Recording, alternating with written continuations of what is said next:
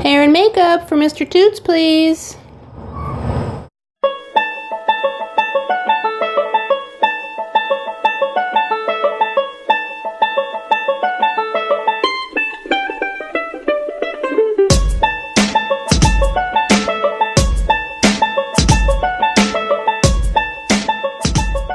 Hello, wise, wonderful midlife woman. Welcome to another episode of Sunday Peppies. This is your place to get uplifted, inspired, and to remember that you are enough just exactly as you are. My name is Jane Mines of Wise, Wonderful Woman, and we have a special guest today who's going to be helping us explore the theme of trusting embodied intuition. Please give a warm welcome to Little Boots Latoot.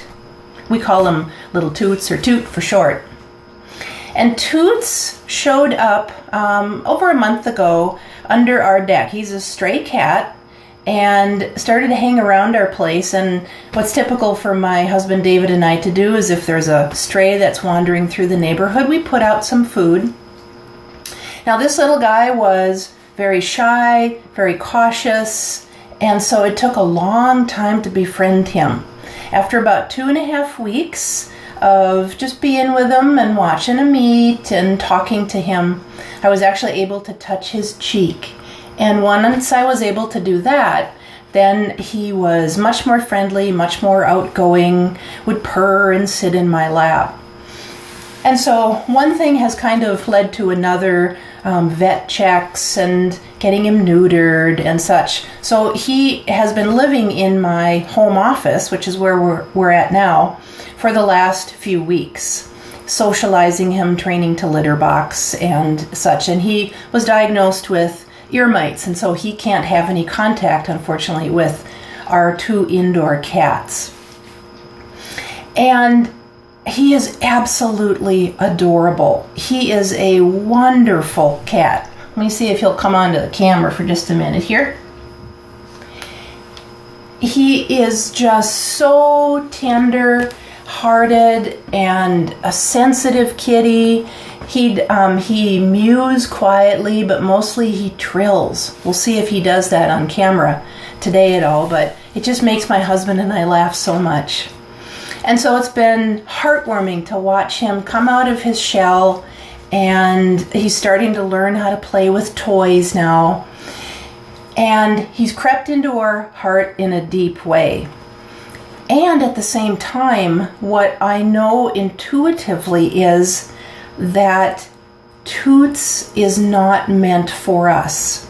And I've checked it a million different ways, hoping that it was that he was meant for us. But when I drop into my body, it's so clear to me that he really is meant for someone else. He's not meant for us. And maybe this is something that you can relate to in your life, where you have this mixed bag of you really want something, you want something to happen, you want something to be a certain way, and some part of you says, nope, it's not that exact fit. And it can be really hard sometimes to trust that. And with Toots, I tried multiple ways to say, well, maybe my intuition isn't quite accurate. Maybe I'm just scared of having a third cat and feeling overly responsible for that. Maybe I'm misreading it. And yet every time I drop into my belly, I feel that clarity that he belongs to someone else. And so I'm in that space of adoring and loving this cat, and knowing that I will need to be finding a home for him, and I'm on the lookout for a home for him, and I think I found one. And that is where the trust comes in. And if you can relate to that, where you have that sense of, oh, this feels really right. But it can be something that it isn't necessarily you want, but you feel it in your body. And it can be really hard to trust that. And with intuition, of course, it's multiple levels of trusting. It's trusting the read that we get in our bodies, and then it's trusting following it, and it's trusting the outcome. So for Toots, one of the big trusts is, as I hand him over to someone else, will he have a good home? Will things work out for him? And so that pushes buttons for me. And I suspect that that's something that you can relate to too, if you have any kind of control issues or fear issues of what could happen, what ifs. And so my invitation for you is to have this practice of whether you're, in the middle of having to make a choice, or you're in the middle of some kind of decision, or you're in the middle of a project. Any given day we have the opportunity to tap into our intuition and get those reads that we're looking for to guide us in our life. So my invitation is drop into your body. Feel where in your body, with whatever you have going on is, feel it in your body. And to be able to feel what that sensation is, what's the guidance telling you?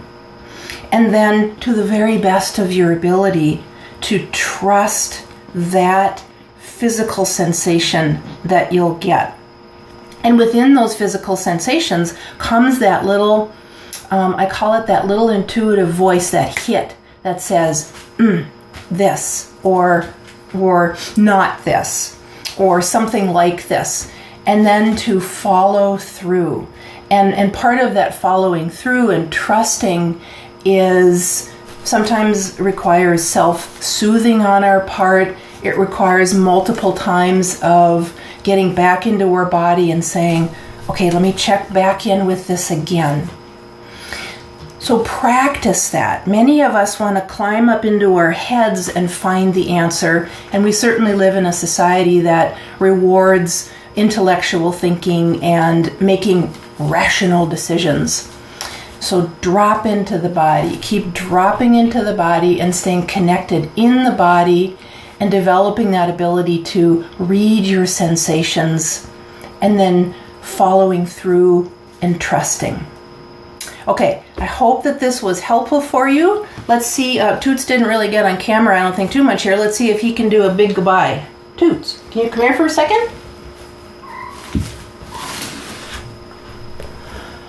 All right, everybody, take care, and I'll see you on the next episode. Bye-bye. Good boy, Toots.